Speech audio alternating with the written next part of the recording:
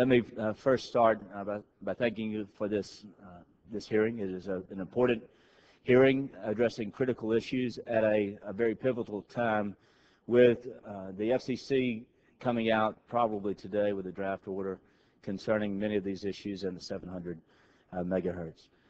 As we look at the context of where we are today, I do think, Mr. Chairman, it is appropriate that we move, as we have in the rest of telecom policy, to a federal framework on the consumer protections, and that is something that would eliminate the patchwork of regulations and gives consumers a safety net at the federal level for what they should expect as far as consumer protections.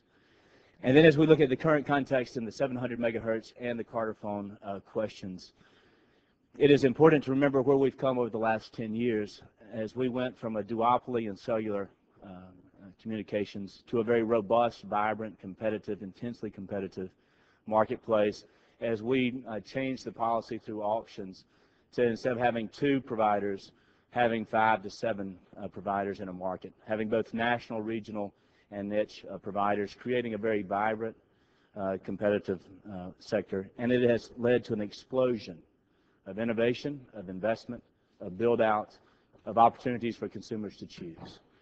But we also find ourselves at a time, as we have had that explosion of competition, we are now seeing the realignment in telecommunications and the convergence, but also the consolidation. And as we look at where we want to be in the future, I think that we have a great opportunity in the 700 megahertz to create an open platform that will make sure that we have competition and choice and innovation in the future, not only in the past, but for the future. And let me be very clear of what openness is and what openness is not. Openness is not net neutrality. Openness is creating a wholesale market. It is creating interoperability for devices so that you can use a device, whether it's an iPhone or another device, with whatever function you choose. If you want to go to a Wi-Fi or WiMAX spot and use it, or if you want to have the access to other networks, you can do so. That's openness and wholesale. We have done the same thing in energy, whether it's natural gas or electricity, in creating wholesale markets and the ability for independent power producers to connect to the grid, to the system, to the network.